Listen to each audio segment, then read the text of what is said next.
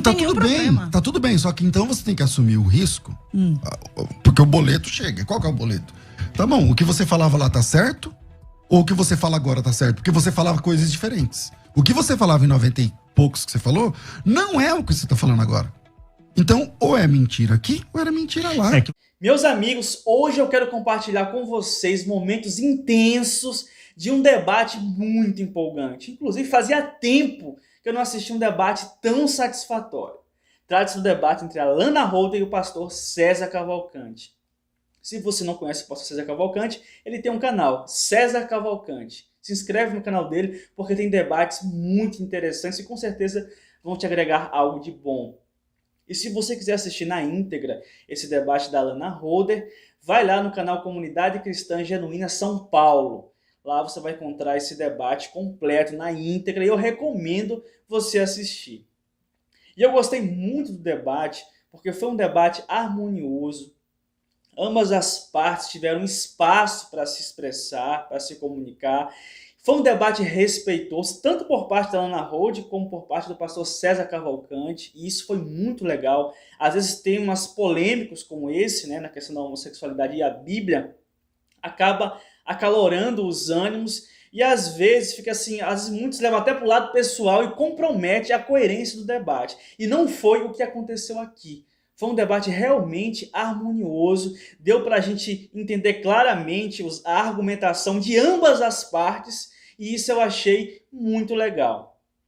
Também achei muito coerente as respostas do pastor César Cavalcante, meus parabéns para ele. Eu achei que ele respondeu todas as perguntas da Lana de forma muito satisfatória, foi muito coerente a fala dele. Talvez você não perceba isso pelos trechos que eu vou mostrar aqui, porque eu peguei os momentos mais intensos do debate. Mas se você avaliar como um todo a participação dele no debate, você vai ver que ele se saiu muito bem, se expressou muito bem. Eu particularmente gostei muito, né? E por isso estou compartilhando com vocês. Lógico, coloquei aqui os momentos mais intensos, né? E um debate como esse, dessa complexidade, lógico que vai ter momentos polêmicos e momentos intensos. Então eu vou deixar aqui com vocês o debate. Se você não é inscrito nesse canal ainda, se inscreve, porque esse canal aqui tem conteúdos de relevância para você, como esse aqui. Se inscreve no nosso canal, vem pertencer à família e dá aquele like lá com vontade para ajudar a engajar esse vídeo. Tá certo, meus amigos? Fiquem aí com o debate. O que ele quiser, Lana. Parafizim, no grego, né? Deus age de forma... Deus faz o que ele quiser. Sim, Deus age de forma antinatural, age. Esse antinatural que a gente está se referindo, enfatizando tanto aqui, fala exatamente da questão da natureza do ser. Pastor, desesperadamente buscando a tal cura gay e a tal libertação gay, eu me casei com um homem. Eu tive 2 filhos, perdi o primeiro filho com aborto natural, tive um segundo filho, buscando desesperadamente essa cura ou essa tal libertação, me submetendo a uma relação heterossexual por acreditar que me impor aquilo mudaria a minha natureza, porque a minha natureza deveria ser heterossexual. Então, assim, o que nós precisamos fazer, e aqui eu tô falando, não é como uma pastora, é como uma alma. Como uma alma que recebe ali na igreja todos os dias pessoas desesperadas. Você acha honesto você falar isso que você tá falando? Por exemplo. Em que sentido? Vou te explicar. Você acha honesto você dizer assim, ó, eu desesperadamente, eu tô te entendendo como alma, tá? Sim. Eu desesperadamente, buscando uma cura gay, me submeti a um casamento. Você foi obrigado a casar, Lana? Alguém pôs uma arma na sua cabeça? Alguém falou pra você assim? Vou concluir a pergunta. Alguém falou assim, ó, só tem um jeito de você se libertar. É casando. É tendo um relacionamento sexual. É transando com um homem. É gerando filho. Alguém te falou. Porque se alguém falou isso pra você, esse cara estragou a tua vida. Ele é herege. Quem te obrigou a fazer isso? Porque se você for obrigado, então eu mesma. Então livre, vamos lá. vontade. Então não é honesto da sua parte. É honesto, desculpa sim, a sinceridade. Você disse assim, eu fui submetida. Não, você não foi submetida. Você quis. Às vezes você entendeu, lá no começo da sua vida cristã, você entendeu que falou, não, peraí. Então como eu passo um homem ou uma mulher na rua, eu olho pra mulher. E eu sou crente agora. Então eu não posso olhar pra mulher. Então, beleza. Então eu vou lá casar com um cara, porque eu acho... Então você depositou sua esperança no casamento. Eu não acho honesto você falar assim, eu fui submetida. Porque aí você é vítima. O senhor sabia que existem milhares de pessoas hoje que são submetidas a testes para cura do câncer com tratamentos que ainda não foram aprovados? Sabe o que elas estão fazendo? Agindo de forma desesperada. Eu tô fazendo uma analogia. Eu concordo com o seu desespero. Eu só acho que não é honesto você dizer que você foi submetida. Não, porque aí é um vitimismo, eu não tô dizendo... Não, uma coisa que eu não sou é vítima, então, né? Você quis casar, você sonhou com o casamento, você lá atrás. Não, eu nunca sonhei com casamento. Eu sonhei com Deus. Eu sonhei em ser aceita por Deus. Concordo. Entendeu? Então foi isso que a igreja me ensinou. Então, quando a igreja Mas não te obrigou, né? Não, jamais. Isso, jamais, com certeza, jamais. Pastor César, o que você acha que um cristão com orientação ou com impulso homossexual pode esperar de Deus e da igreja? Graça. Graça sobre graça o tempo todo. Porque ela esperava, e talvez pelo ambiente, nesse sentido ela se sente induzida a acreditar de maneira errada ou compreender de maneira errada, ela esperava que essa orientação, ou que esse impulso dela fosse extirpado, que ela fosse desnaturalizada nesse sentido, fosse extirpado e procurou os caminhos dela. Essa é uma expectativa realista de uma pessoa que se converte? Pode acontecer. Pode acontecer, cara. mas... Vamos lá, deixa eu responder sua pergunta claramente. Existem pessoas que tiveram experiência, vivência homossexual. A Lana deve saber mais do que eu sobre isso, porque ela viveu isso. Você lembra, você foi uma das principais pregadoras do Brasil, cara. Você inspirou milhares de mulheres a pregar. Uhum. E eu acho que isso ninguém tira de você, foi muito legal. Agora, naquela época, eu não sei se você lembra do Joide. Você lembra do Joide? Sim. Lembra? Então, casos como o Joide faleceu, né, infelizmente. O Joide, ele foi um travesti, morou na Europa, não sei o que lá, tal. Cara, conhecia a esposa, os filhos, tal. Houve transformação. Casos como esse, ela deve conhecer mais do que eu, existem. Então, eu não posso dizer que não existe. Agora, eu reconheço que a luta na área da sexualidade deve ser terrível, entendeu? Não é fácil. E o que o homossexual que quer buscar a Deus espera, já que esses textos que a gente está citando, condena aquela prática. Mas não é só essa prática. A Bíblia condena muitas coisas da nossa natureza. Muitas coisas da nuance natural do homem. Nós somos seres caídos. Então, eu vou ter tendências e vontades e desejos que não são permitidos pela Bíblia. Que nessa nova dieta, no cristianismo, esse prato não serve para mim. Então, eu tenho que entender, buscar em Deus. E eu acho que é uma luta terrível, difícil pra caramba. A mesma coisa de outras pessoas que vêm de outros tipos de tendências. Na área sexual, em outro tipo de área. Agora, o que ele tem que esperar? Esperar em Deus, crer em Deus, servir. E não aconselho que faça o que a Lana fez. Eu acho que ela mesma não aconselha. Se você tá achando que a esperança da sua sexualidade é uma cura, esquece. Se você tá achando que a esperança da sua sexualidade é um casamento, esquece. Você vai estragar a sua vida e vai estragar a vida do cara ou da menina que você casar. Na realidade, o Joy e tantos outros, pra mim, é só um exemplo de sublimação. Você não pode mudar a natureza de uma pessoa. Mas será? Você não tá Você sublima, é diferente, diferente. Será que você não tá projetando sobre ele uma experiência que foi sua? Sublimar é o que eu fiz, por exemplo, durante quase 8 anos.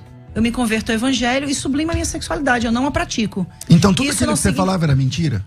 Não era mentira, era uma vontade de viver aquilo. Mas era verdade ou era mentira? Era verdade porque eu não estava praticando. Então, se era verdade lá... Mas não era verdade no sentido de eu ser então, mudada. Entenda comigo, filosoficamente. Se era verdade lá, então é mentira aqui.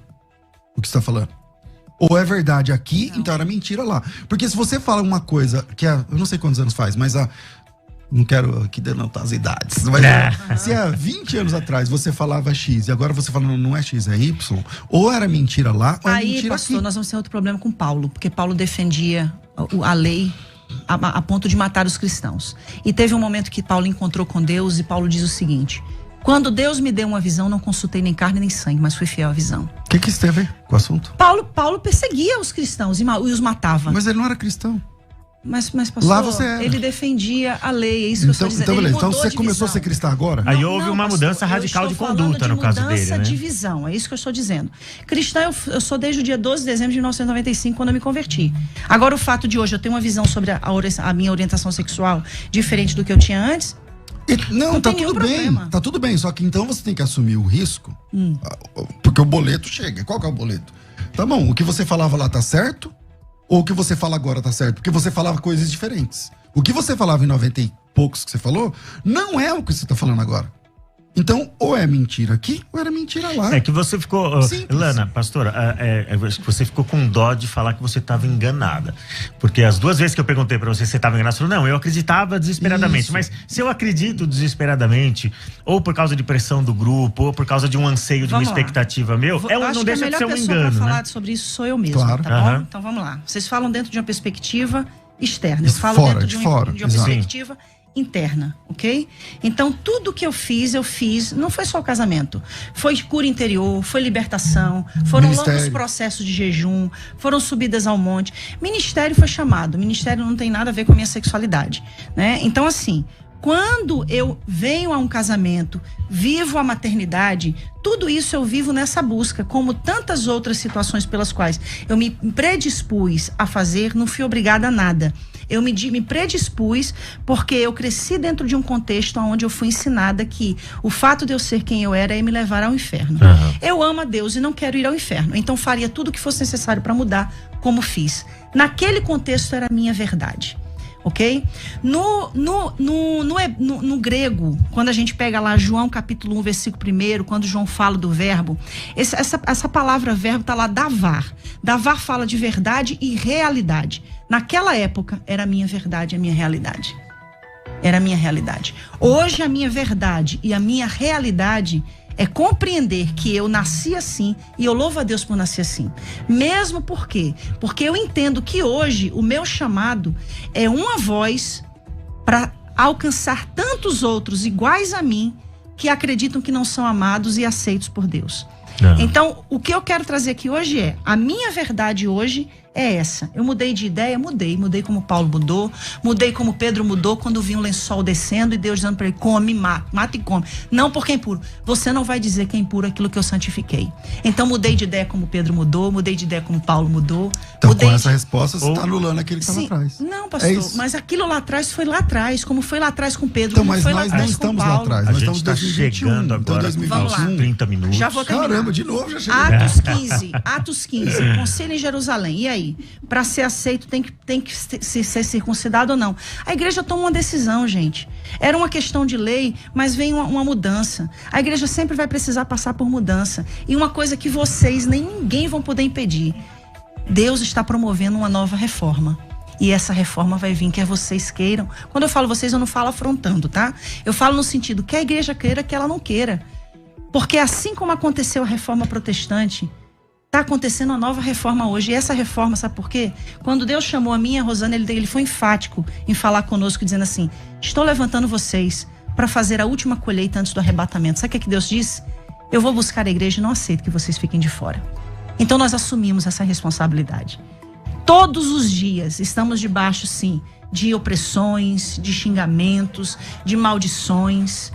E eu lamento muito por esse evangelho que, ao invés de promover o amor, promover essa graça de aceitação a todos, rechaça, exclui. Sabe qual é a nossa maior dificuldade hoje, pastor Léo?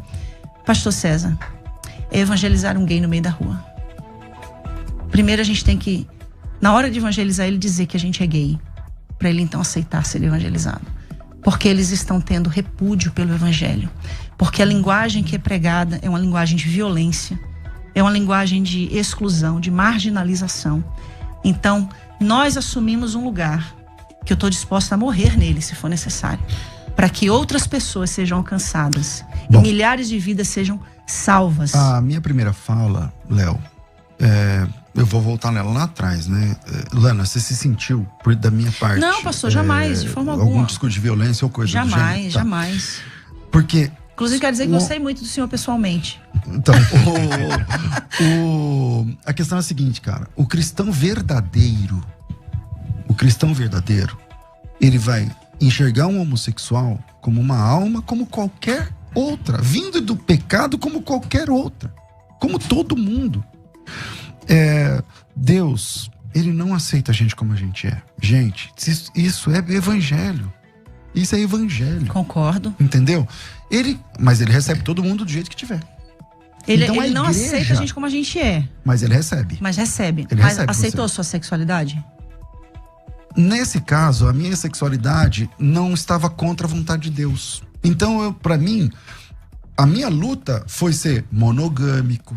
A minha luta foi Ou seja, a sexualidade dele também não foi absorvida integralmente no pacote, né? Ele teve que renunciar o Jesus alguma falou assim, coisa. Lana, Aí, Jesus não é falou a assim, sexualidade, Lana, é o caráter, o ser humano como um não, todo. então, mas o que você chama de caráter, por exemplo, você acabou de defender o bissexual. Então o bissexual, e aí você viu que você ficou sem resposta? Não. Porque o bissexual... Não. Qual o momento? Então, vamos lá, vou te lembrar então. Ah. O bissexual tá aqui o João. Ele gosta de fazer sexo com homens e gosta de fazer sexo com mulheres, no plural. Aí esse cara conhece a fé. Sim.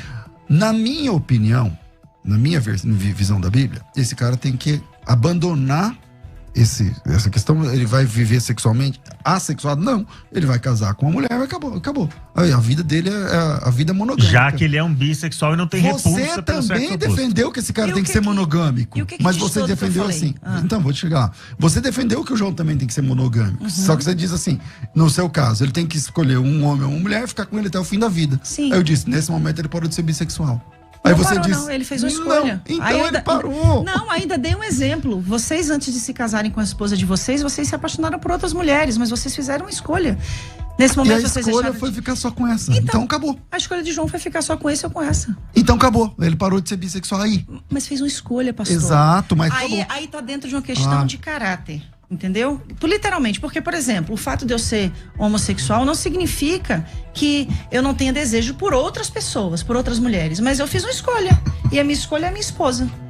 Quase 20 anos de história. Ou seja, tem renúncia aí Então também, tem né? renúncia também, Agora, gente. Mesma eu coisa. acho que ela apresentou bastante bem a perspectiva tanto da comunidade LGBT.